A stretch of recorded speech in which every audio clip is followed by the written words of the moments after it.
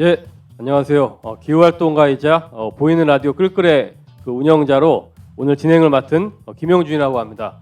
그리고 지금 저쪽에 여러 음향 기기에 둘러싸여 있는 영상 기기에 둘러싸여 있는 함께 저희 운영을 맡고 있는 또 문영우님, 화면은 안 보이지만 소개를 드립니다.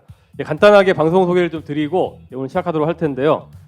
저희는 그 기후 운동의 좀 담론과 공론장을 만드는 보이는 라디오입니다. 제가 원래는 총선을 다루려고 생각한 게 아닌데 시작하는 시기가 하필이면은 총선이어가지고 이걸 안 다룰 수가 없어서 총선 특집으로 지금 기운동 X 정치라고 하는 이번 방송을 제가 지금 시작을 하는 그 시작입니다. 그래서 저희 컨셉이 사실은 토론을 짧게 본론부터 핵심만 지향하는 이제 방송인데요.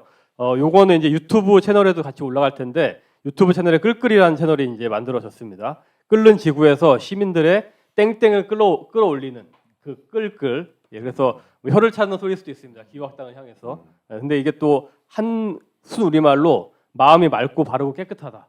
저희들을 뜻하는 의미로.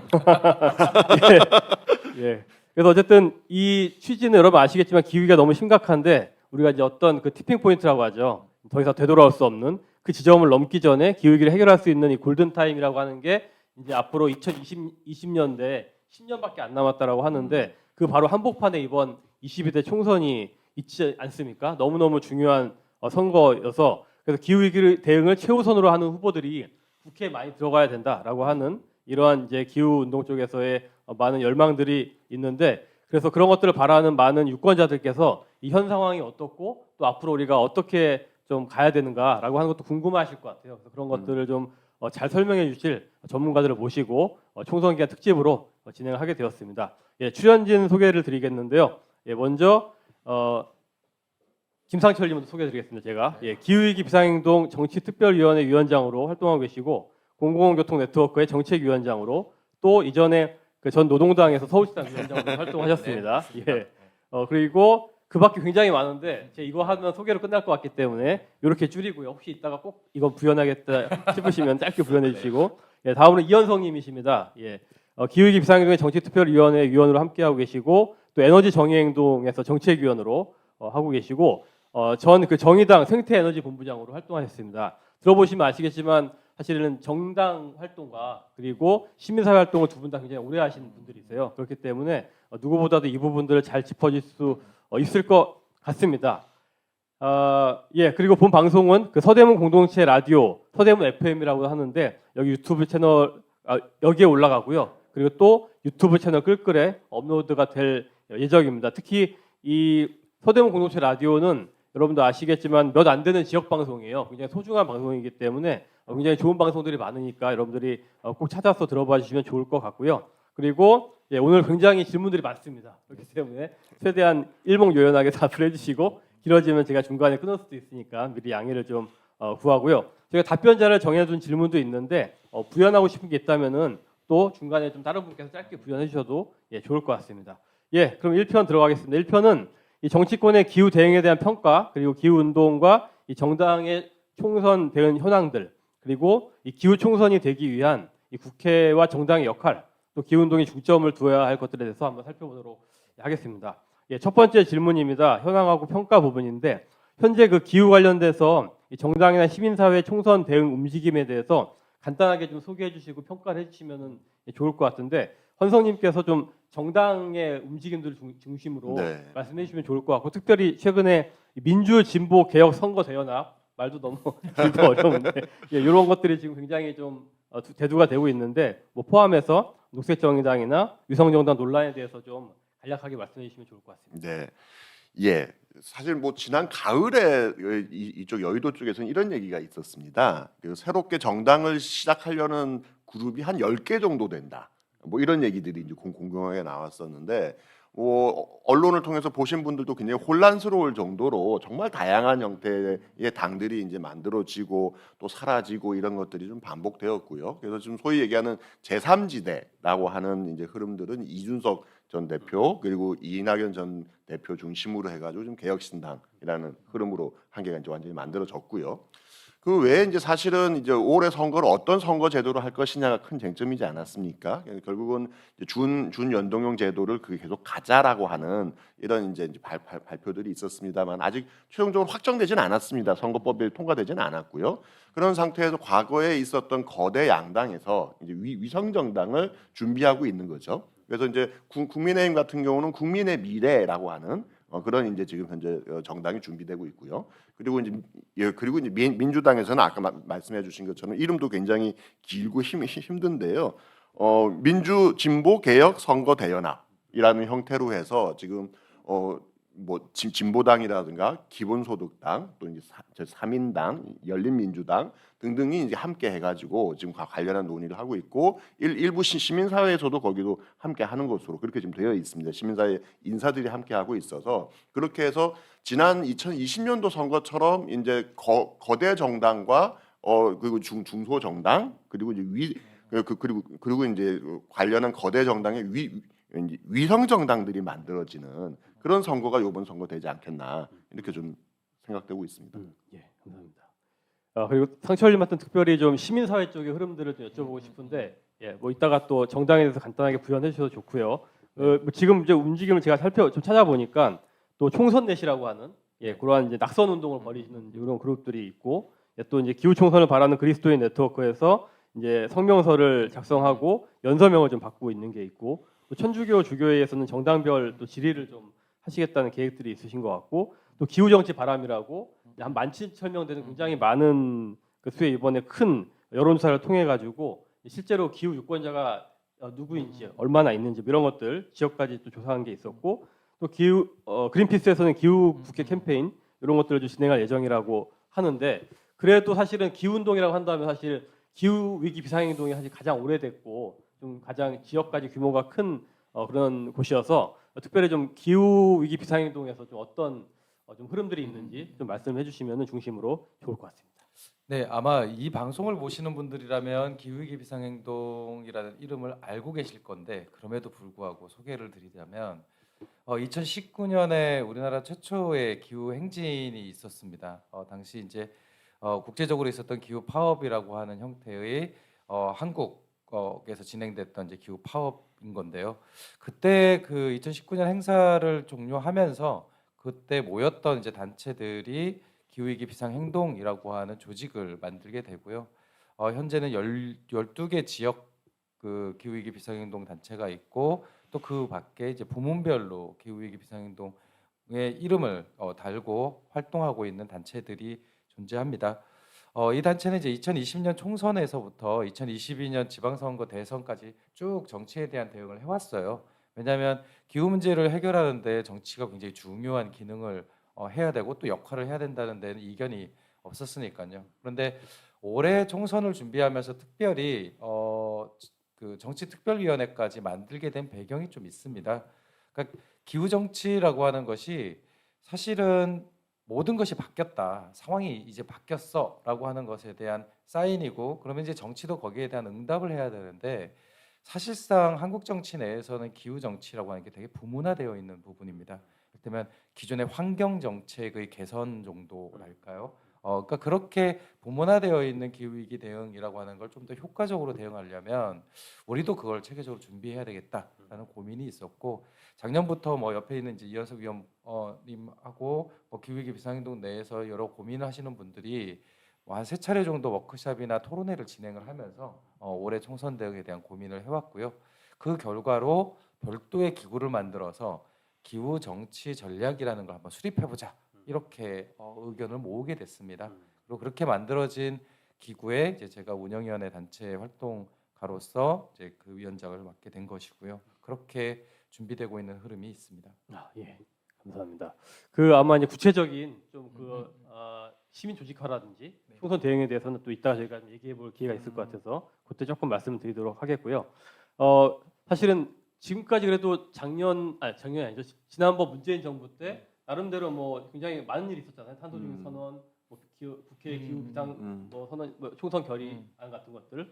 그래서 나름대로 하고 있었던 거 아니야? 뭐 이렇게 생각하시는 시민들도 있을 것 같아요. 그래서 현재까지 좀 정치권, 정당의 좀 기후 대응에 대한 평가를 좀 두 분이 해주시면 좋을 것 같은데 이를테면 이런 거죠. 이전 시민사회에서 사실은 기후 활동의 전문가로서 국회에 들어가신 분들이 계시고 이런 분들의 활동들이 좀 어땠는지 의미가 있었는지 뭐 이런 것들 예, 그리고 좀 눈에 띄는 어떤 정당들의 어떤 활동이 좀 중요한 활동이 있었다든지 이런 것들 아니면은 국회도 상임위에 또 기후 특위 같은 것들이 만들어진 걸로 알고 있는데 이런 것들 활동이 어땠는지 좀 한 분씩 좀 말씀해 주시면 좋을 것 같습니다. 헌성님 먼저. 예, 말씀해 뭐 사실 질문을 한번 던져보면 되겠죠. 이제 21대 국회가 임기가 다 이제 거의 끝났는데요. 기후 정치인으로 생각이 되는 사람이 있느냐, 기억에 남는 사람이 있느냐라고 물어본다면 사실 선뜻 이 사람이다라고 하는 게 잘 안 떠오르실 것 같아요. 예, 여러 정치인들 국회에는 300명이나 되는 국회의원이 있습니다만은 사실은 과거에 이제 이명박 대통령이 얘기했었던 저탄소 녹색 성장 시절보다는 분명히 좋아진 점들이 있습니다. 하지만 사실 저탄소 녹색 성장이라는 이 이름이 이제 지금 앞에 저탄소 빼고 녹색 성장이라는 이름으로 탄소 중립 녹색 성장이라는 이름으로 바뀌었을 뿐인 거지. 사실 우리나라의 온실가스 배출량이 획기적으로 감소됐느냐? 그렇지 않고 있고요. 그리고 뭐 지금 당장 문제가 되고 있는 석탄 화력 발전소 같은 것들 건설하고 있고요. 뭐 가장 저는 대표적으로 지금 국회에서 보여주는 모습 중에 한 개가 얼마 전에 국회를 통과했었던 가덕도 신공항과 관련한 여러 가지 정책이라고 생각합니다. 사실 거대 양당 국민의힘과 민주당이 정말 힘 모아서 불과 100일도 안 되는 기간 동안에 가덕도 특별법을 국회에서 통과시킨 거거든요. 기후 위기를 얘기하고 있습니다만은 탄소 배출이 굉장히 많이 되고 있는 그런 대형 국제 공항을 신규로 또 건설하는 이 일에는 뭐 어쨌든 여야가 따로 없이 거대 정당이라면 다 같이 찬성하고 있는 일들이 벌어지고 있는 거죠. 그래서 큰 틀에서는 기후 위기를 누구나 고민하고 있는 것처럼 보이지만 현실적으로 기후 위기에 그럼 진짜로 제대로 잘 대응하고 있느냐 이 부분이 저는 제대로 평가돼야 된다고 봅니다. 강철님도 좀. 사실은 그래서 이제 그 기후위기 비상행동 차원에서는 이번 국회에서의 여러 가지 움직임이 이제 사실상 그린워싱 아니냐라고 하는 평가를 내리고 있죠. 이 표현이 조금 어려울 수는 있는데 일단 포장지라고 평가를 하는 겁니다. 그러니까 겉으로는 뭔가를 하는 것처럼 보이지만 실질적인 내용으로는 크게 그 내용을 담고 있지 못하다라고 하는 이제 비판을 하는 거고요. 이를테면 그 기후특위가 만들어졌습니다. 그러니까 이제 국회에서 별도의 기존에 있는 상임위 외에 별도의 특별기구로서 특별위원회가 만들어진 거는 사실인데, 근데 이 특별위원회가 회의를 제대로 못했어요. 실제로 6번 정도, 그것도 임기까지 연장해갖고 6번 정도 한 수준인데 주요 회의록을 보면 그 온실가스 인지 예산서를 만들 때 그 부처에 왜 이렇게 온실가스 인지 예산서의 내용이 만들어졌냐 이런 질의응답을 하는 정도의 수준이고 그것에 대한 수정이나 내지는 뭐 이런 것들이 거의 이루어지지 않았고요. 그리고 무엇보다 정부의 그 정책과 관련된 평가나 내지 이런 것들은 거의 이루어지지 않았습니다. 최근에 있었던 것이 이제 1월달에 있었던 그 특위 회의였는데 그때 이제 마지막 회의로 했던 것이 뭐였냐면 민간 자문단이 구성이 되어 있는데 이 민간 자문단의 의견 청취가 끝이었습니다. 그러니까 사실은 이런 내용들이 국민들한테 전혀 알려지지 않죠. 그러니까 굉장히 중요한 문제라고 하면 대의기구인 국회가 쟁점들을 사회적으로 얘기를 하면서 이 사회적 합의를 위한 여러 가지 시도들을 했어야 되는데 사실은 기후특위에 있는 그 과정을 보면 민간 전문가로 가 있는 분이 누구인지도 모르겠고 솔직히 기후특위가 국민들을 대상으로 발신하고 있는 어떤 메시지나 얘기들도 없고 그러니까 되게 답답한 거죠. 그래서 기후위기 비상행동 차원에서는 요구들이 수렴이 안 된 건 아니에요. 아마 이걸 보시는 분들도 야 국회에서 뭐 법도 만들고 뭐도 다 했다며 근데 뭐 안 됐다는 거야 이렇게 하실 건데 이게 당위정입니다. 포장지만 이쁘게 만들어 놓은 거고요. 실제 내용으로는 뭐 2030년까지 얼만큼의 탄소 감축의 목표를 실질적으로 하겠다는 것도 없고 그다음에 국가 차원에서의 감속 목표가 여전히 부족하다라고 하는 국제사회의 지적에도 불구하고 개선된 부분이 없고 또 최근에 정부에서 발표했던 종합계획조차도 오히려 기존에 있는 계획보다 후퇴하는 내용으로 나오고 이런 것들처럼 사실상 이 당위정에 가까운 기후 대책들을 보여왔다 이렇게 평가할 수밖에 없을 것 같습니다. 그러니까 사실은 껍데기는 사실 가져갔는데 내용은 없는 그쵸. 그런 셈으로 볼 수 있겠네요.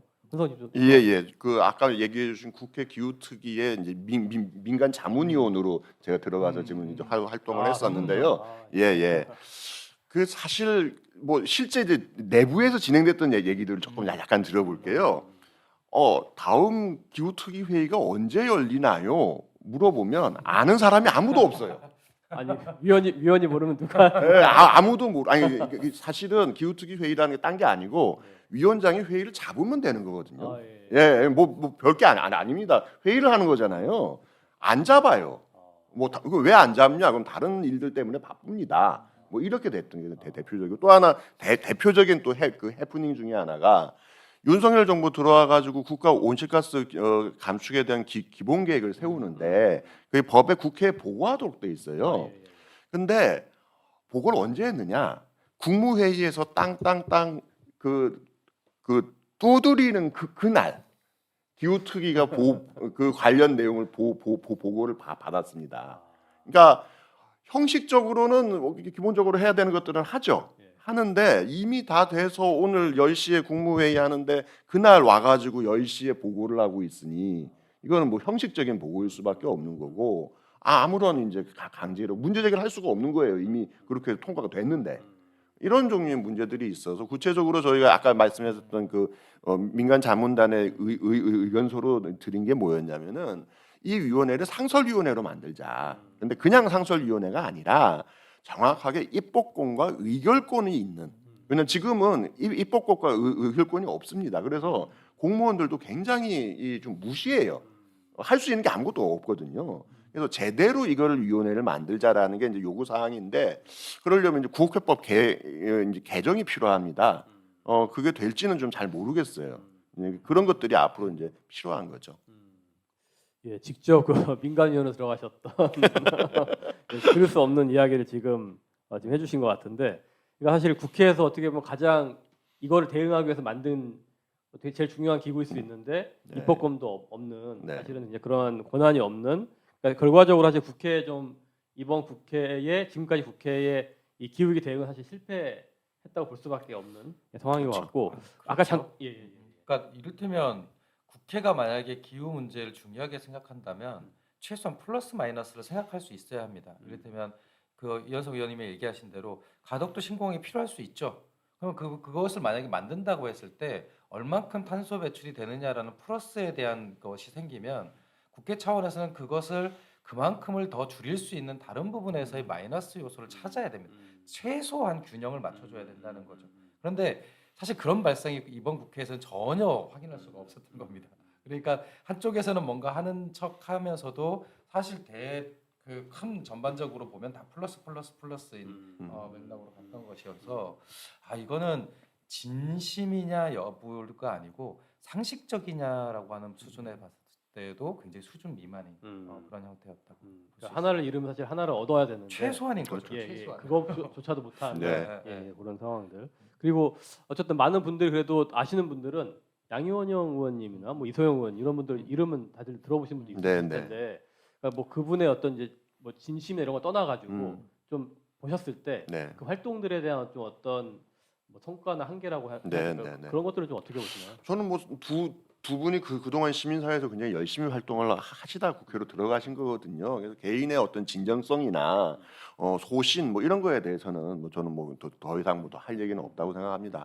근데 아까 말씀드린 것처럼 대표적으로 가덕도 특별법이 통과되는 당시에 이 두 분은 기권하거나 아니면 아예 표결에 참여하지 않으셨어요. 그러니까 사실 적극적으로 반대를 해야 되는 실제로 당시 기후 진영뿐만 아니라 모든 사람들이 그러니까 저도 그때 보고 좀 놀랐는데 국토부 공무원이 공항 지으면 안 된다는 문서를 들고 다니는 걸 전 처음 봤어요.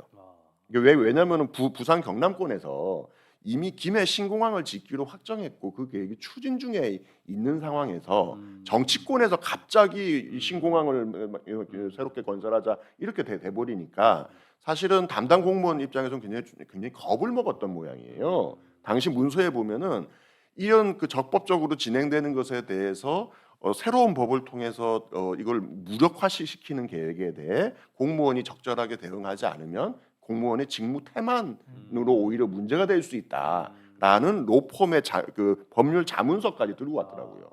그러니까 그럴 정도로 문제가 많았던, 그러니까 기후적으로뿐만 아니라 절차적으로도 문제가 많은 게 지금 가덕도 신공항인데, 그런 문제들에 대해서 적극적으로 반대를 하는 것은 결국 정의당에 계시는 의원님들만이 지금 반대 운동을 반대 표결을 했던 거거든요. 이런 것들은 저는 문제가 있다. 그러니까 저는 뭐 그냥 물론 이제 본인의 생각 때문에 당연히 기권하거나 어떤 표결에 참여하지 않으셨겠으나 정말로 기후 정치인이라면 그런 국면에서 자기의 소신을 갖고 얘기해야 된다. 사실 그 비슷한 장면이 언제 있었냐면은 그 전국의 간호사분들이 모여가지고 간호법 제정해 달라고 한동안 시위를 했었거든요. 근데 국민의힘 비례국회의원 분 중에 간호사 출신 국회의원 분이 한 분 계세요. 국민의힘 당론은 그 법에 대해서 반대하고 최종적으로 윤석열 대통령은 그 법에 대해서 거부권을 행사했지만 국회에서 유일하게 국민의힘 의원은 유일하게 찬성 발언을 하고 그러셨거든요. 저는 사실은 그런 정도의 자기 정치적 소신 또는 국회 내에서 역할 이런 것들이 있어야지 당론이 무조건 찬성이라 그래서 그거에만 그냥 우르르 간다. 그렇다면 이 기후 문제는 누가 풀 것이냐. 이 문제들이 저는 이후에 국회에서는 반드시 한 번은 짚어줘야 되는 문제다. 그렇게 생각합니다. 사실 지금도 좀 비슷한 방식으로 각 정당에서 인재 영입을 기후 전문가들을 하고 있잖아요. 네. 이런 걸 봤을 땐 사실은 그런 지금의 어떤 시도들이 결국엔 똑같은 것들이 반복될 수밖에 없다. 그렇죠. 라고 볼 수밖에 없겠네요. 그러니까 당론은 언제나 본인의 생각과 다를 수 있습니다. 그랬을 경우에 본인이 그 국면에서 어떤 태도를 취할 것이냐라고 하는 것들이 굉장히 중요하다고 저는 보고요.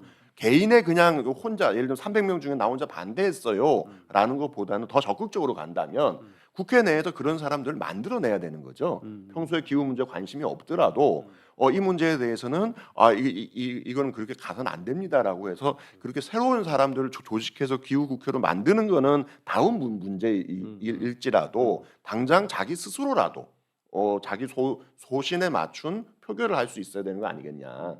그렇지 않은다면 그게 그 어떤 이유를 들어서 기후 정치인, 기후 국회의원이라고 얘기할 수 있겠느냐. 저는 그렇게 봅니다. 언뜻 보면은 되게 이상한 거예요. 왜냐하면 왜 기존 정당에서 특정 부분의 전문가를 모셔올까요? 그러니까 사실은 그거는 그 전문가의 역량과 관점을 당론으로 삼으려고 하는 의도, 그리고 그렇게 유권자들이 봐주길 원하는 게 아닐까.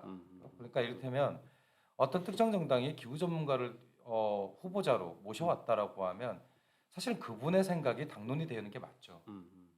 왜냐면 그렇지 않으면 그분을 왜 전문가로 모셔왔겠습니까? 사실 그런 면에서 보면 기존에 있는 정당들의 그 전문가로 가신 분들은 조금 창피해야 되는 게 맞아요. 그러니까 국민의힘이라고 하는 정당에 대해서 우리가 굉장히 냉소를 갖고는 있지만 그 안에 들어가 있는 전문가들은 그 전문가의 역할을 정확히 하고 있거든요. 이를테면 그 장애 당사자로 들어갔던 의원 그것들이 사회적으로 굉장히 확산되는 이유는 뭐겠습니까? 그분이 국회의원이어서가 아니고 전문가 의원으로서 자기의 역할을 잘하기 때문이라고 생각을 합니다. 그러니까 그런 의미에서 보면 굉장히 개인적으로 훌륭하고 그다음에 분명히 의미 있는 활동들을 하신 거는 맞지만 전문가로서 특히 기후 운동가로서 기대하는 부분과 관련된 그 역할을 했는가라고 했을 때에는 사실 굉장히 부족함이 많다라고 평가를 할 수밖에 없을 것 같습니다. 이 얘기 나온 김에 짧게만 좀 짚고 가면 좋을 것 같은데 그러니까 시민사회나 저는 꽤 많은 국민들도 이런 식의 방식에 대해 익숙해져 있고 그렇다면은 이렇게 기후 전문가들이 많이 들어가면 되는 거 아니냐 이런 생각을 할 수 있을 것 같거든요. 그러니까 그런 어떤 전략이라고 했을 때 요거는 좀 유효성이라고 할까 이런 것도 어떻게 좀 보시나요? 이게요. 저는 이제 그 내부 얘기는 어차피 이현숙 의원이 하실 거니까 이게 아무래도 그게 외국에서도 되게 궁금했었나 봐요. 그러니까 왜 대의기구인 의회나 국회는 시민들이 저렇게 길거리를 점유하고 뭐 이렇게까지 기후 문제를 얘기하는데 왜 국회에서 잘 안 다루나. 그래서 영국에서 그 정치학자 한 명이 의원들에 대한 인터뷰를 진행을 합니다. 그러니까 도대체 왜 당신들은 기후 의제를 중요하게 다루지 않아요? 라고 했을 때 크게 한 4가지 정도의 경향이 있다고 해요. 일단 국회에 들어가 있는 국회의원들은 국민들을 대상화합니다. 그러니까 즉 내가 국민들의 일원이 아니고 우리는 국민들의 문제를 평가하고 선택하는 사람이다라고 하는 일종의 객관화가 이루어진다는 거예요. 그러니까 그렇기 때문에 진짜 이 문제를 과소평가할 가능성이 매우 크고요. 그다음에 두 번째는 내가 이 국회 내에서 역할을 하기 위해서는 왕따를 당해서는 안 돼라고 하는 현실론이 압도를 합니다. 그러니까 내가 기후 문제 때문에 들어와도 다른 법률을 내거나 다른 의정 활동을 하려면 동료 의원들의 도움이 필요한데 이것 때문에 내가 일종의 돈키호테처럼 비춰져서 다른 의정 활동에 영향을 받을 수 있어라고 하는 거고 그리고 공천권이나 이런 당내 권한을 갖고 있는 정당 지도부하고의 마찰을 피하려고 하는 부분이 있고 마지막으로는 지역의 유권자들이 그것을 원하는지 확신을 할 수 없다라고 하는 부분인 거죠. 그러니까 우리나라 같은 경우도 꽤 괜찮다라고 하는 지역구 의원들이 지역에 들어가면 막 재개발 찬성하고 막 개발 사업 찬성하고 이런 일들이 벌어지는 거잖아요. 그러니까 사실 이런 것들이 우리나라의 뿐만이 아니고 소위 대의제 형태를 갖고 있는 민주주의 국가 내에서 공통적으로 갖고 있는 특징인 것 같습니다. 그러니까 이제 그렇게 본다면 이들을 강제할 수 있는 다른 전략들이 좀 필요한 것 같아요. 그러니까 이 괜찮은 사람을 국회라고 하는 시스템에 넣게 되면 그 시스템의 부문이 되는 거거든요. 그러니까 톱니바퀴가 되는 거죠. 근데 똑같은 기계에 톱니바퀴만 계속 바꾼다고 다르게 작동될 거다라고 기대하기는 좀 힘들겠죠. 그럼 그런 부분에 대한 고민들을 조금 하긴 해야 될 것 같습니다. 예, 예. 그 부분들 한번 좀 이따 저희가 다뤄보도록 하고요. 예, 예. 요번에 그럼 이제 좀 전망하고 대안 쪽으로 좀 저희가 얘기를 해보면 좋을 것 같은데, 그럼 결국에는 우리가 기후 총선, 그러니까 뭐 쉽게 말하면 기후 위기 대응을 잘할 수 있는 우리 의원들이 사실 다수가 뽑혀서 이 문제 해결해야 된다라고 하는 이 기후 총선을 만들기 위한 이제 국회와 정당의 역할이라고 했을 때 좀 어떻게 국회는 해야 되냐, 정당들은 어떻게 해야 되냐라고 하는 부분들을 좀 말씀해 주시면 좋을 것 같은데, 헌성님부터 좀 말씀해 주시죠. 예, 그러니까 사실은 아까 이야기해 주신 것처럼 그러니까 실제로 국회에 들어가는 거는 이 기후 문제를 해결하기 위한 첫 단계일 뿐이지 그걸로 모든 문제가 해결되지 않습니다. 저는 이제 그런 측면에서는 사회적으로 들어가 있는 정치인 그리고 정당을 지속적으로 어떻게 감시하고 강제할 수 있을 것인가에 대한 그 시스템이 중요하다는 거죠. 왜 그러냐면은 아까 굉장히 잘 지적해 주신 것처럼 국회의원이 이제 기본적으로 이제 법을 만들고 그 여러 가지 제안을 할 수 있지 않습니까? 근데 국회에 공식적으로 이제 입법을 하기 위해서는 국회의원 도장이 10개 필요합니다. 그러니까 내가 아무리 뛰어나고 좋은 법을 만들어도 나 말고 도장 9개를 못 받으면은 국회 안건으로 상정이 안 되는 거예요. 그 다음에 실제로 그것이 이제 완전 입법이 되기 위해서는 상임위의 소위원회, 상임위 논의, 국회 본회의 논의까지를 거쳐야지만 되는 거죠. 사실은 그 과정에서 굉장히 많은 사람들이 반대를 하기도 하고 또 비판하기도 하고 또 전혀 엉뚱한 법을 내놓기도 하거든요. 따라서 한 사람의 국회의원, 그것이 한 사람이 아니라 10명이 된다 한들 그것만 갖고 될 수가 없고, 이들을 지속적으로 사회적으로 강제해주기 위한 시민사회의 힘, 이것이 탄탄하게 뒷받침이 돼야 된다. 그리고 이미 그 안에 들어가 버리게 되면 아까 굉장히 중요한 지적을 해주신 것 같아요. 굉장히 혼란스럽습니다. 내가 하고 있는 게 진짜 맞나? 그리고 나를 지지해 준 사람들이 정말 다양한 얘기를 하는 거거든요. 누구는 동네에다가 새롭게 주차장을 지으라 그러고, 누구는 짓지 말라 그러고, 이런 것들이 끊임없이 싸우는 거거든요. 거기서 우리가 정확하게 기후 문제를 생각했을 때는 이런 방향으로 가야 된다라고 하는 사회적 메시지가 분명하지 않으면 그 넓은 국회라는 마당 안에서 길을 잃게 된다. 그렇기 때문에 저는 사실은 한 사람의 국회의원을 만드는 것도 중요하지만 만들고 나서 4년 동안 밖에서 무엇을 할 것이냐라는, 그러니까 끊임없이 채찍질을 해야 되는 거죠. 그런 게 저는 더 중요하지 않겠느냐 이렇게 봅니다. 혹시 만약에 원내 교섭단체 정도 수준의 네. 20석 이상을 만들어내면은 네. 뭐 좀 어떻게 될까요? 상황이. 사실 한국에서 진보 정당도 아직까지 원내 교섭단 딱 한 번이 있었거든요. 그 과거에 노회찬 대표 살아계실 때. 근데 그렇지 않고 완전히 예를 들면 녹색당처럼 기후 문제에 굉장히 관심이 많은 정당이 원내 교섭단체가 된다. 그럼 교섭단체가 되면은 아까 얘기했던 안건을 올리는 데는 훨씬 쉬워요. 근데 결국은 국회 본회의를 통과해야 되는 거예요. 그러다 보면은 협상을 해야 됩니다. 그러니까 지금 대표적으로 이쪽에 그 핵 문제, 에너지 문제 쪽에서 쟁점이 되고 있는 고준위 특별법이라고 있어요. 핵발전소 지역에 임시로 핵폐기장 짓는 걸 용인해 주는 건데, 이 법을 통과시키면 안 된다라고 막고 있으니 지금 국민의힘에서 뭐라 그러냐 풍력 관련한 그 지원법이 있어요. 그러면 이거 통과 너희 안 돼. 아, 풍력법 통과시켜 줄 테니 고준위법 통과시키자. 아, 이렇게 딜이 들어오는 거거든요. 아, 그러니까 사실은 이제 끊임없이 그렇게 협상과 논의가 되는 곳이기 때문에 교섭단체가 되면 지금보다 더 큰 역할을 할 수 있는 건 맞지만 그렇다고 해서 문제가 해결되지는 않는다. 예. 결국 시민들의 강한 어떤 힘들이 뒷받침되지 않으면 그렇죠. 어렵다. 예. 그렇죠. 그러니까 그거는 아마 이제 국내 사례만 놓고 보는 것이 아니고 그게 소위 이제 그 기후 정치 세력이라고 부를 수 있는 정치 세력들이 권력을 잡고 있는 나라들을 보더라도 실제 그게 왜 유효하게 나타나지 않는가? 그러니까 이를테면 전 세계적으로 기후 정치의 전범이라고 할 수 있는 국가 이렇게 하면 딱 떠오르는 것들이 있나요?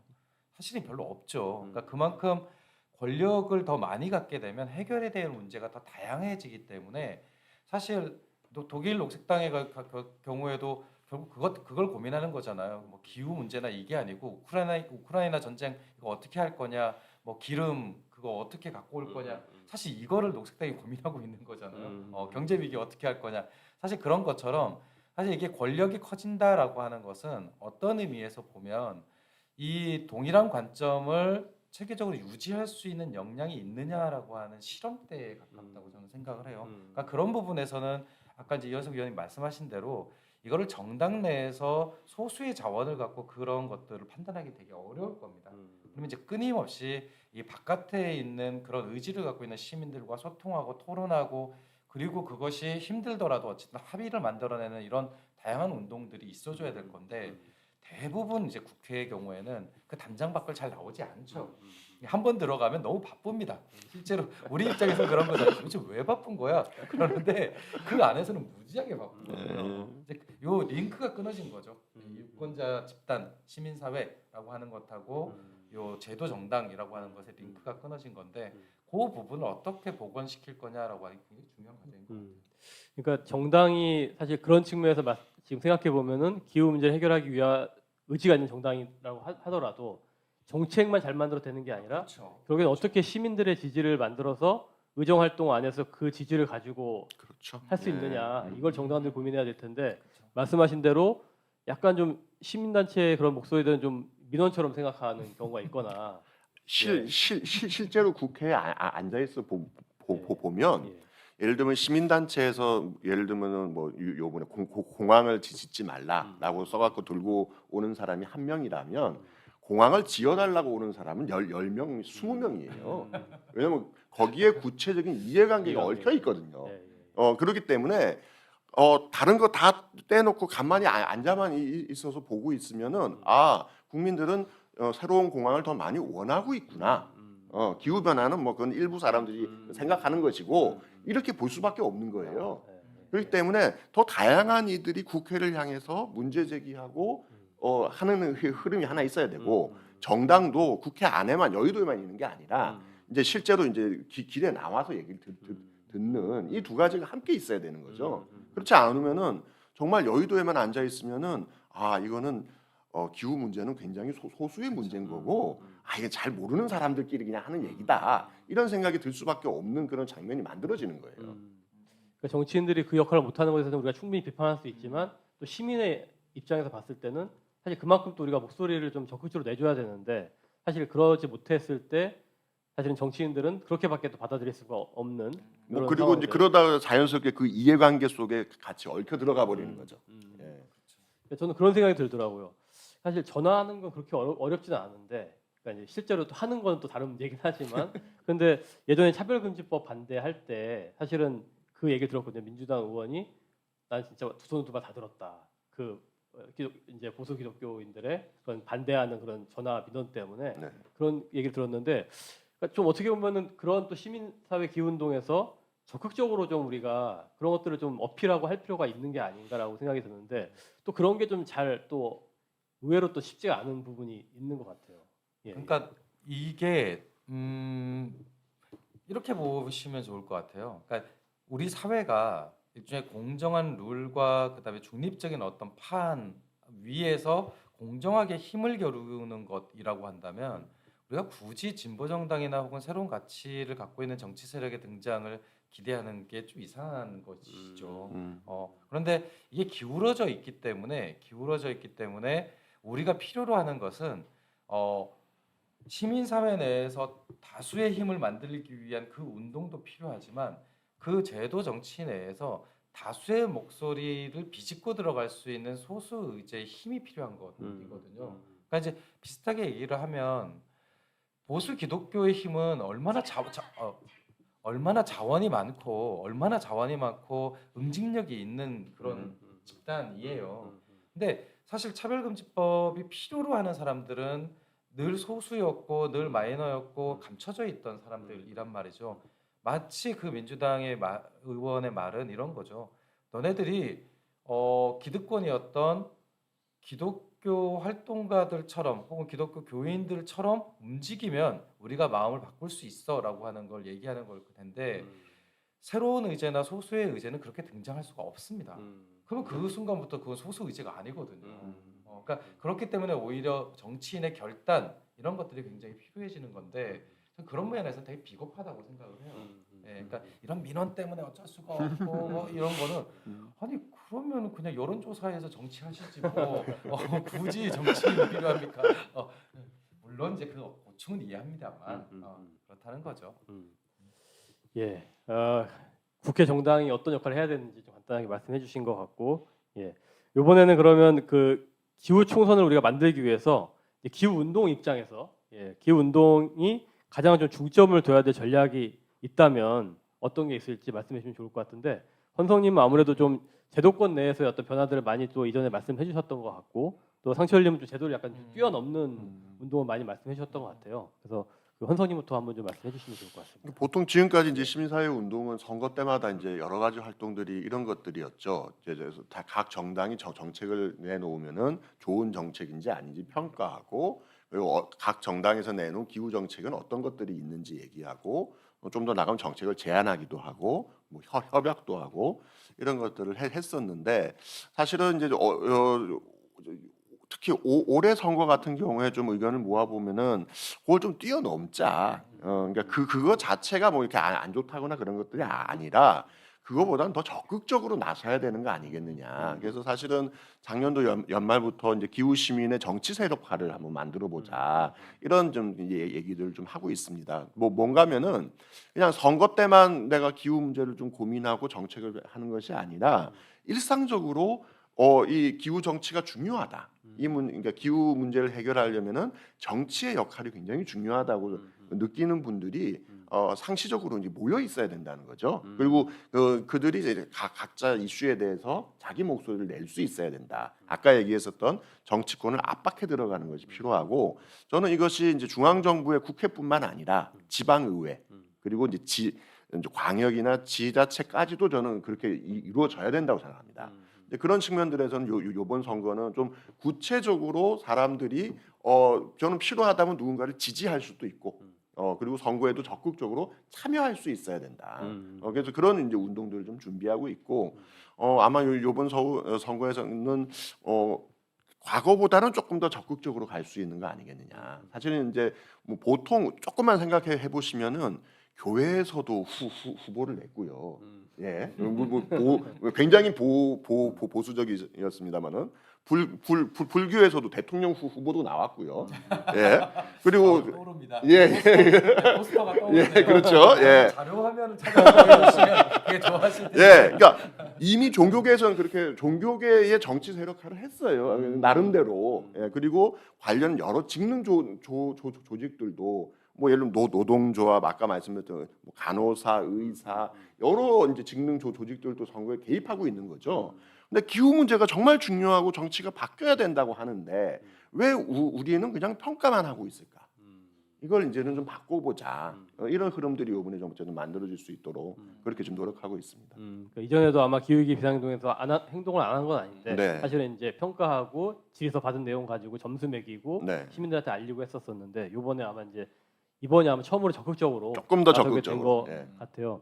혹시 좀 구체적으로 약간 좀 더 구체적인 생각하시는 어떤 뭐 전술이라고 해야 될까요? 이런 것들 좀 제안해 주셔도 좋을 것 같은데. 예, 사실은 이제 그러려면은 지금 선거에 출마하는 사람들을 이제 평가를 해야겠죠. 그래서 이 사람이 기후 정치인이다라고 정말로 신뢰할 수 있고 그렇다면은 저는 필요하다면은 특정 지역이나 특정 후보에 대해서 지지 운동도 전 해야 된다고 봅니다. 그리고 이제 그게 단순하게 선거 때문에 하는 것이 아니라 아까도 선거 이유가 더 중요하다고 말씀을 좀 드렸잖아요. 이 선거가 끝난 다음에 그 사람이 진짜 제대로 하는지에 대해서 또 감시하고 개입하는 절차까지를 포함한 거죠. 그러니까 과거에 그냥 선거에 대한 공약을 평가하고 정책 협약을 하는 거는 선거가 끝나고 나면 사실 그 의미도 없고 뭘 했는지 서로 기억도 잘 안 나요. 그렇다면은 사실은 탄탄하게 시민사회가 국회에 들어가는 국회의원과 같이 연결될 수 있는 하나의 선을 만드는 게 저는 이번 선거에 필요하다고 보고요. 그것도 또 어느 정도 된다면 다음번에 이제 있는 2026년도 지방 선거 같은 경우는 저는 기후 진영이 적극적으로 출마할 수 있어야 된다고 봅니다. 그러니까 더 이상 내 생각을 대변해 주세요. 뭐 그것도 중요할 수 있겠죠. 마음 맞는 사람이 있으면 할 수 있겠지만 특히 지방 선거라는 특성상 다양한 사람들이 나가서 우리 동네를 바꿔보자 이런 거지 않겠습니까? 그래서 저는 이 총선 이후에는 출마자들을 이렇게 만들고 그리고 이제 일종의 유권자들도 좀 적극적인 기후 유권자로서 단련시킬 수 있는 여러 가지 형태의 프로그램들이 좀 필요한 거 아니겠냐. 그래서 좀 이번 4월 선거뿐만 아니라 좀 중장기적으로 좀 멀리 보자. 그래서 저는 서로의 생각은 좀 다를 수 있겠으나 기후라는 문제를 중심으로 다양한 의회 공간, 국회와 지방의회에 진출해보는 저는 그런 전략들이 이제 나와야 된다고 봅니다. 그러니까 아마 이전에 없었던 얘기는 좀 우리가 뭐 지지하는 만약에 의원이 당선되면 그 사람들과 함께 계속 선거 이후까지 좀 고민해보자라고 하는 논의들이 네. 이번에 좀 많이 나오고 있는 것 같고 선거 이후에 대해서는 저희가 또 이따가 좀 질문할 시간이 있으니까 그때 조금 더 살펴보도록 하고 성철님은 좀 어떻게 그러니까 예, 저는 사실은 이제 그 이현석 의원님이 말씀하신 것이 일종의 그 심화라고 한다면 저는 약간 이제 확장이라고 하는 측면에서의 고민을 갖고 있는데요. 그다음에 이제 개별 지역구나 내지는 정당 차원 혹은 후보자 차원으로 이렇게 쪼개지는 방식으로 정치에 대응하는 것, 특히 총선에 대응하는 것이 아니고 그렇게 해서 구성될 국회라고 하는 대의기구 자체에 좀 주목을 해야 된다라고 생각을 합니다. 그러니까 기존에 이제 시민들이 그 선거 기간 동안 대응을 해왔던 방식은 우리가 뭔가를 계속 제시하고 요구하는 방식이죠. 그러니까 이걸 해주세요, 저런 것들을 해주세요라고 하는 방식인데 왜 주권자인 시민이 정치인들에게 뭔가를 읍수하고 청원해야 되는가라는 이제 고민을 하게 됩니다. 오히려 시민들이 우리를 만족시킬 수 있는 뭔가를 내놔봐라고 요구를 할 수 있어야 되는 것이고 당연히 국회는 그것을 응답해야 될 의무가 있죠. 왜냐하면 대의기구니까. 그런데 그런 것들의 힘의 관계가 만들어지지 않는 건 저는 기본적으로 선거제도 자체가 정당 체계의 그 이제 볼모로 잡혀 있기 때문이라고 생각을 해요. 이를테면 주방장이 할 수 있는 요리 개수가 제한되어 있는데 그 식당 하나밖에 없는 겁니다, 마을에. 그러니까 그 중식만 하는 요리사가 딱 한 명 있는 마을에서 아무리 다른 음식과 그다음에 채식을 하고 싶은 사람이 있어도 우리는 야채만 들어간 짜장면을 먹는 거죠. 그러니까 그게 채식의 최전선이 되는 겁니다. 안 바뀌는 거죠. 그랬을 때에는 저는 다른 식당을 만들 수 있는 가능성을 얘기하는 것이 맞고 그런 면에서 저는 국회 자체를 문제시하는 방식 그리고 정당이나 후보자들이 오히려 시민들에게 적극적으로 메뉴판을 새롭게 개발해 갖고 내놓을 수 있는 방법들을 만들어야 되는데 그게 저한테는 우리가 투표를 하지 않을 수 있다라고 하는 압력이라고 생각을 합니다. 왜냐하면 너네들이 최선이 아니기 때문에. 그러니까 너네들 중에서 최선이 하나도 없어. 그러면 나는 굶을 거야. 근데 되게 적극적으로 굶을 거야. 그게 이제 제가 그 제안을 했든지 백지 투표라고 하는 방식인 거죠. 근데 그게 어느 정도 가시적으로 유효하게 나타나면 사실은 새롭게 출범할 국회는 정당성이 굉장히 취약해질 겁니다. 만약에 이전의 총선보다 이 백지 투표라고 하는 방식으로 소위 무효표의 비중이 만약에 한 2, 3%라도 늘어났다라고 한번 해보죠. 그러면 실제로 2, 3% 정도의 유권자가 현재 출범한 국회를 차선도 차악도 아닌 말도 안 되는 인정하지 않는 그런 방식으로 선언한 셈이 되는 것인데 사실 그렇게 되면 그렇게 정당성이 취약한 국회를 출범시켜서 저는 오히려 그 국회 바깥에 소위 기후 국회라고 하는 특별한 그 시민 의회 같은 것들이 병립되도록 만드는 게 훨씬 더 의미 있는 방식인 것 같습니다. 이를테면 전에 있는 국회에서 봤듯이 국회는 기후 의제를 다루기가 힘듭니다. 왜냐하면 기본적으로 상임위 체계의 현재 국회에서는 그것을 포괄할 수 있는 어떤 그런 그 기구를 설치하는 것은 거의 불가능할 거예요. 그냥 그러니까 법제위 같이 모든 상임위에서 올라오는 것들을 기후 인지적으로 평가해서 그걸 조율할 수 있는 힘이 있는 그런 기구가 만들어질 수 있을 거냐? 저는 현재 국회 체계에서 불가능하다고 생각을 합니다. 그러면 그런 것들을 평가하는 것은 국회 바깥에 있어야 되는 것이죠. 그래서 국회가 생산해 놓는 여러 가지 생산물에 대해서 기후인지적 관점에서 평가를 하고 그거에 대한 피드백을 하는 것은 국회 바깥에서 존재를 해야 되는 것 같고 그럴 때에는 각 분야나 내진 지역별로 있는 시민들이 직접 들고 날 수 있는 개방형 형태의 이걸 만드는 거죠. 그래서 사실 이게 대의기구 하나에 우리의 운명을 다 거는 건 저는 너무 위험한 도박이라고 생각을 해요. 그러니까 우리 전체의 운명이 걸려 있는 문제인데 국회라고 하는 앙상한 대의기구 하나에 우리 운명을 다 거는 건 좀 그렇지 않습니까? 그래서 저는 이것을 약간 이 권력을 분산시킬 수 있는 방법들을 좀 고민해보고 싶다. 그런 측면에서 이제 이 뭐 백지 투표 그다음에 시민 의회 구성 뭐 이런 것들을 생각을 하고는 있는데 사실 이거는 지금 당장 아니면 안 돼 이런 건 아니고요. 우리의 정치적 상상력이 조금 더 넓어졌으면 좋겠다. 계속 이 국회라고 하는 것을 계속 이렇게 쳇바퀴 돌듯이 도는 그런 정치적 상상력이 아니고 그것들을 대상화시킬 수 있는 조금 더 괜찮은 형태의 상상력이 필요한 거 아니냐. 저는 이번에 뭐 총선 대응이나 이런 것들을 준비하면서 그런 이야기들도 좀 같이 해보고 또 토론도 하고 또 그 중에서 또 실현 가능한 게 있으면 다음 지방선거 때는 뭔가 해볼 수 있지 않겠습니까? 그래서 결국 이제 제가 생각하는 것하고 이한석 위원님이 고민하는 것이 수렴되는 지점에서 우리는 새로운 기후 정치의 어떤 실체를 보게 될 것이다. 그렇게 믿으면서 지금 활동을 하고 있습니다. 아마 이제 백지 투표가 아마 이제 뭐 정치특위 내부 논의에서도 좀 이렇게 쟁점이 됐었던 아마 상철님의 이제 그런 취지는 다들 공감하셨던 것 같은데 요게 이제 드러나는 방식에서는 시민들이 요거를 이제 우리가 원하는 의도를 이해할 수 있겠는가라고 그렇죠, 하는 맞습니다. 이런 측면 때문에 조금 논쟁이 있었던 것 같은데 어쨌든 근본적으로는 시민들의 그 압력이 지금의 대의기구의 이 무능함들을 사실은 어떻게 보면 이제 압박을 하고 우리 너네한테 맡길 수 없다 이런 것들 이제 보여주는 어떤 하나의 좀 전략으로서 이제 제시를 해주신 것 같아요. 그래서 뭐 선생님 혹시 좀 관련돼서 아니 이게 사실은 이제 4월 선거를 하게 되면 표를 두 개 받게 될 거거든요. 근데 지역구에 사실 이제 저희 지역구 같은 경우는 저는 성북 갑에 살고 있는데 기후 후보라고 나올 사람이 없어요. 그러면은 저의 선택은 뻔한 거죠. 그 중에 가장 비슷한 사람을 찍거나 아니면은 뭐 아예 뭐 투표를 안 하거나 그 중에서 이제 완전 백지를 내거나 이렇게 되는 거죠. 저는 뭐 그런 측면은 어쩔 수 없이 내지는 없는데도 불구하고 억지로 내가 마음에 안 들지만 이렇게 가는 건 저는 좋은 방법이 아니라고 봐요. 오히려 왜 그러냐면은 실제로 그렇게 표가 가면 그 사람은 자기를 지지한 걸로 알죠. 그렇죠. 나한테 동그라미 나한테 표가 온 거니까. 그럼 나는 저 사람에 대해서 지지할 생각이 없었지만 그냥 결과적으로 지지하게 되는 거예요. 저는 그건 문제가 있다고 봅니다. 하지만 적극적으로 내가 사는 지역구에 기후 후보라고 얘기할 수 있는 사람이 나온다면 그건 그럴 필요가 없는 거죠. 적극적으로 찍으면 되는 거죠.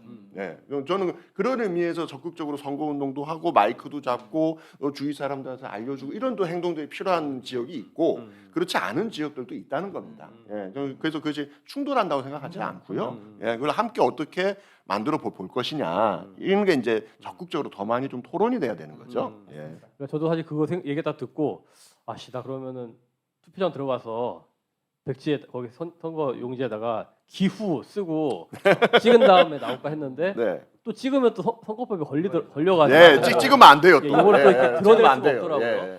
맞아요. 요거만 아니어도 사실은 나름의 이런 방식을 통해서 네. 이렇게 많이 사람들이 기후를 지금 바라고 있다는 네. 볼 사람이 없다라고 드러냈으면 좋겠는데 네. 이런 거나 좀 개선되면 좀 되게 아주 또 유효한 또좀 그걸 하니까 딱 드는 지금 아이디어가 있는데 아, 예. 보통 우리가 투표하고 나면은 그 투표소 앞에서 여러 가지 인증샷 맞아요. 찍고 V자 이런 건 되더라고요, 이제. 예, 예. 뭐할 때 동그랗게 뭐 예를 들면 기후 음. 라든가 그런 스티커나 종이를 가지고 나는 기후에 투표했어요. 음. 라고 하는 인증을 모아보는 것도 굉장히 그렇네요. 그런 거 좋지 않을까. 사선으로 그렇게라도 좀 예. 그러니까 그러면 누군가를 특정하는 것도 아니고 그게 그렇죠. 모이면 또 전체적으로 기후 투표를 했다는 인증이기도 한 거니까 그런 아이디어가 재밌겠네요. 또 딱 떠오르네요. 예. 방송을 통해서 또 새로운 아이디어가 예. 떠올랐습니다. 아까 사실 제도를 좀 뛰어넘는 말씀해 주셨는데 사실은 이제 지금 이 대의제 민주주의에 대한 한계를 요즘 많이 얘기하고 있으면서 사실은 이제 뭐 추첨제 민주주의 얘기도 나오고 또 수기 민주주의 얘기도 나오고 사실은 말씀하셨던 시민의회 얘기까지 나오고 있잖아요. 그러니까 이런 것에 대해서 좀 시민들이 야, 그런 거 좀 너무 이상적인 거 아니야 이렇게 생각할 수 있는데 좀 간단하게라도 한번 소개를 해주시면 너무 좋을 것 같아요. 그러니까 사실 기후 위기라고 하는 것이 일종의 전대미문의 변화라고 한다면 사실은 우리가 익숙하게 그러니까 생각해왔던 것들 역시도 저는 새롭게 고민을 해야 된다고 생각을 해요. 그러니까 이를테면 우리가 당연하다고 받아들이는 국가 체계라고 하는 것들 역시도 몇백 년 안 된 거예요. 우리나라 같은 경우는 해방 이후부터 소위 현대적 국가를 만든 것이 100년도 안 됐죠. 그렇잖아요. 그러니까 우리가 경험하고 있는 국가로서의 대한민국이라고 하는 것은 채 100년도 되지 않은 형태라고 하는 겁니다. 그러면 저는 이걸 보는 이제 그 동료들한테 얘기를 해보고 싶은 건 이런 거예요. 그러면 기후위기 시기에 가장 잘 맞는 국가 형태는 뭘까? 그런 거죠. 우리는 우리 힘으로 국가를 만들어 본 경험을 갖고 있지 못해요. 그러니까 이제 정치적 공동체라고 하는 것을 능동적으로 형성해 본 경험이 없는 겁니다. 그러면 저는 지금 우리들이 좀 적극적으로 고민해 봐야 되는 것은 실제로 국가 만들기라고 하는 것에 대한 고민들을 해보는 것이라고 생각을 해요. 그렇게 생각을 해보면은요, 굉장히 다양한 생각들을 해볼 수 있습니다. 왜 연방 국가라고 하는 것들이 미국이나 이런 것처럼 이렇게 큰 형태의 주 형태의 연방만 가능하죠? 그러니까 소위 말하면 마을 형태의 연방제가 왜 불가능하죠? 만약에 우리가 분산되어야 하고 각각의 자립이 어느 정도 되어야 한다라고 하면 그거야말로 연방 형태인 거잖아요.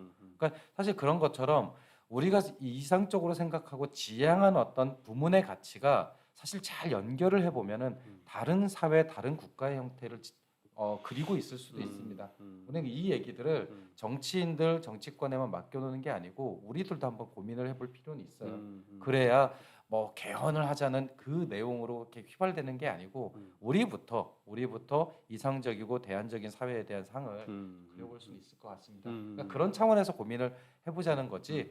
막 큰 로드맵을 혹은 되게 뛰어난 사람이 밑그림을 쫙쫙 그려서 건축가처럼 이렇게 가면 됩니다. 저는 이런 시대는 아니라고 생각합니다. 그러니까 약간 누더기처럼 하나씩 끼워 맞추면서 시도해보고 실패하고 이렇게 해서 찾아가는 과정을 우리 모두가 해야 된다고 생각합니다. 네.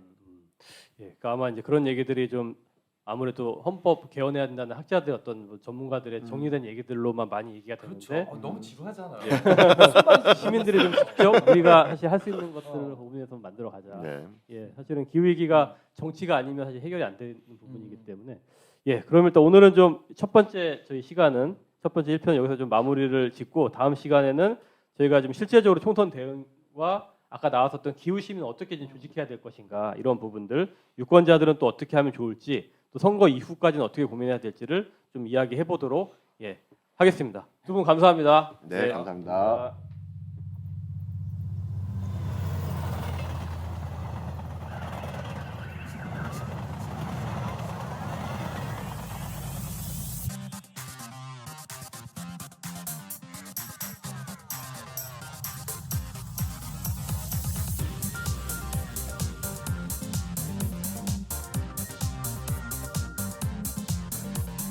아저씨 평양행 기차표 한 장 주세요.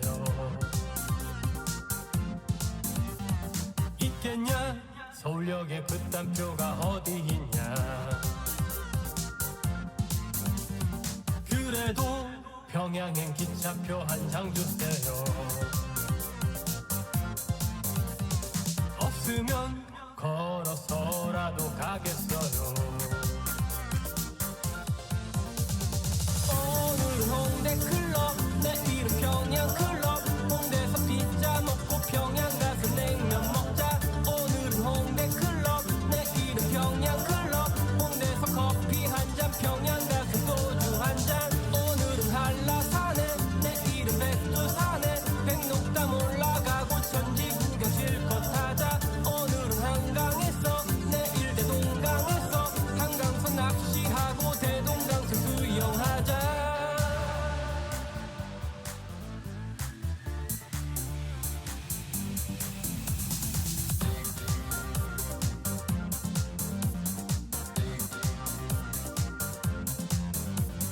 아저씨 평양행 기차표 한 장 주세요. 돌았냐 부산역에 그딴 표가 어디 있냐. 그래도 평양행 기차표 한 장 주세요. 없으면 헤엄쳐서라도 가겠어요.